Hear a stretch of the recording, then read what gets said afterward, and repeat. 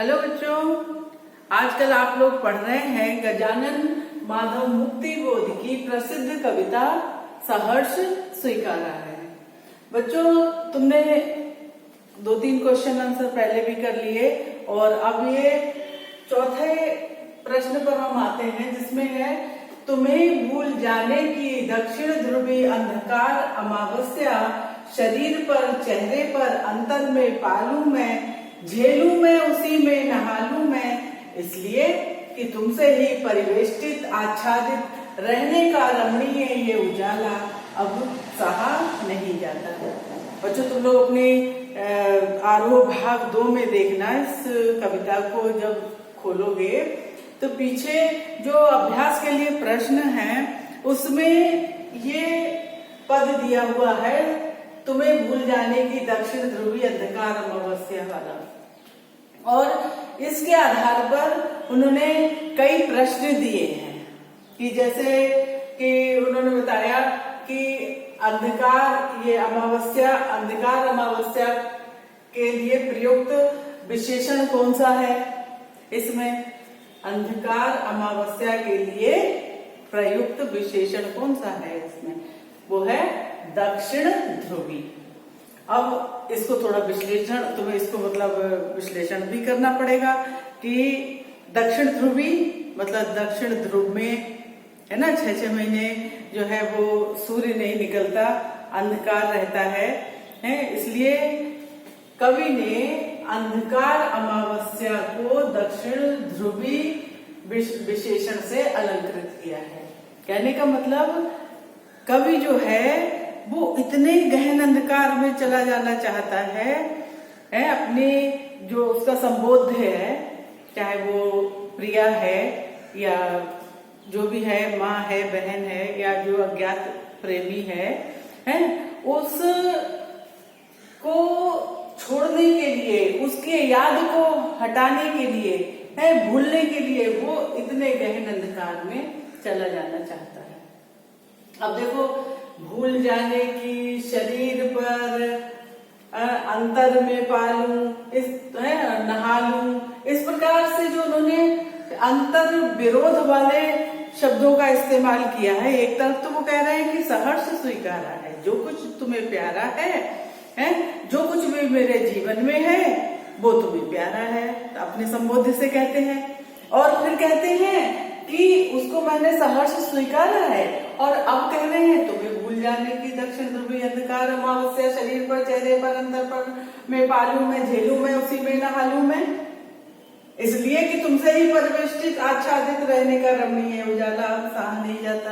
तो जो अंतर विरोध है ना, कि कभी को चाहे सुख मिला या दुख मिला है, और जो कुछ भी उसने पाया, चाहे गरीबी पाई है, चाहे कुछ भी उसे प्राप्त हुआ, उसके अंदर की सरिता, उसका विचार वैभव, जो भी भावोद्रेक, उसके भावोद्गार है, वो सब कुछ उसकी उस अज्ञात प्रेमी की देन है। तो अब यहाँ पर कह रहे हैं तुम्हें भूल जाने की दक्षिण ध्रुवी अंधकार अमावस्या। तो ये इसलिए है क्योंकि कवि कहता है कि सुख की निरंतरता और अत्यधिक स्नेह, ज्यादा प्यार और सुख की निरंतरता जो है वो व्यक्तित्व को कमजोर कर देती है। बहुत ज्यादा संरक्षण में रहना, बहुत ज्यादा प्यार में रहना, बहुत ज्यादा सुख में रहना, उससे जो है वो व्यक्तित्व कमजोर हो जाता है। मनुष्य मजबूत कब बनता है? जब वो कठिनाइयों में जीता है, जब वो विपत्तियों से जूझता है। तो यही चीज कवि को कहीं पे साल रही है कि वो अपनी प्रिया से, अपने प्रेमी से, जो उसको बहुत अधिक स्नेह मिला है, सुख की जो निरंतरता उसके अंदर हो गई है, उससे निजात पाना चाहता है। क्योंकि ये जो वो भूलेगा ना उसको, जब उसका वियोग होगा, तब वो जब भूलेगा तो उससे जो एक दृढ़ता उत्पन्न होगी, उससे जो एक कठोरता आएगी उसके अंदर, वो एक उच्च मानव मूल्य है। तदजन्य कठोरता भी, है ना, उसको भूल जाने से जो कठोरता उत्पन्न होगी, जो दृढ़ता आएगी, वो एक महान मानव मूल्य है उनकी समझ में, और है भी बच्चों।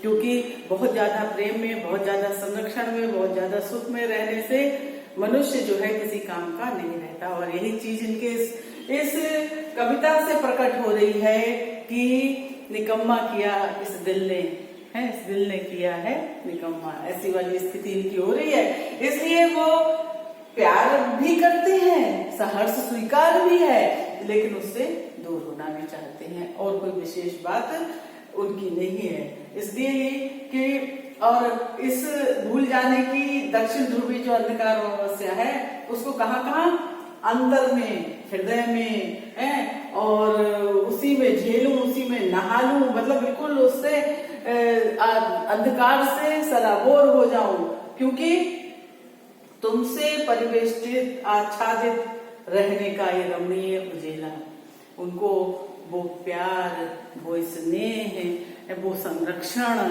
जो कि बहुत सुंदर है, रमणीय है और प्रकाशवान है, किंतु अब उनसे सहा नहीं जाता। ये जो है परस्पर अंतर विरोधी जो चीजें हैं वो उन्होंने इसमें प्रकट की है बच्चों। और एक देखो प्रश्न और बन गया कि बहलाती सहलाती आत्मीयता बर्दाश्त नहीं होती है, और कविता के शीर्षक सहर्ष स्वीकारा है में आप कैसे अंतर विरोध पाते हैं? इस प्रश्न का जवाब बिल्कुल तुम्हारे सामने है। कविता कैसे शुरू होती है कि सहर्ष स्वीकारा है, जो कुछ भी तुम्हें प्यारा है, चाहे गरीबी हो, विचार वैभव हो, अंदर की सरिता हो, वो सब कुछ उन्होंने स्वीकारा है, क्योंकि वो उनके प्रिय को प्यारा है। तो यहाँ पर अंतर विरोध आ गया। अब कह रहे हैं कि बहलाती सहलाती आत्मीयता बर्दाश्त नहीं होती, वो उस आत्मीयता से अपने को कमजोर पा रहे हैं, जो अत्यधिक आत्मीयता उनको मिल रही है उससे वो अपने को कमजोर पा रहे हैं। तो इसलिए तो वो कह रहे हैं कि सहर्ष स्वीकारा है में आप कैसे अंतर विरोध पाते हैं। यही प्रश्न बन जाता है कि एक तरफ कहते हैं सहर्ष स्वीकारा है, और एक तरफ कह रहे हैं कि बहलाती सहलाती आत्मीयता बर्दाश्त नहीं होती। तो इन दोनों चीजों में परस्पर अंतर विरोध है बच्चों। जिसको सहर्ष स्वीकारा है, जिसके प्रेम को सहर्ष स्वीकारा है, और उसकी ही आत्मीयता को कह रहे हैं बर्दाश्त नहीं होती है, वो क्यों? वो तुम कारण बता दोगे कि उनको लगता है कि इसके कारण उनकी आत्मा कमजोर हो गई है, और उनका जो योग्यता विस्तार है वो घटता जा रहा है, और वो जो है प्रेम के पाश में बंध गए हैं, जिससे निकम्मेपन की स्थिति आ रही है। और यदि वो इनको जो है दूर कर देंगे, भूल जाएंगे अपने प्रेमी को, अपने संबोध्य को, तो जो है उनमें जो एक दृढ़ता आएगी, कठोरता आएगी, वो एक मानव मूल्य उनको प्राप्त हो जाएगा।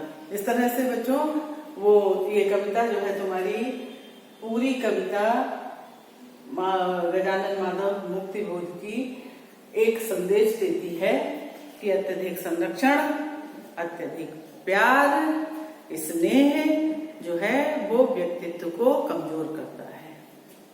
धन्यवाद।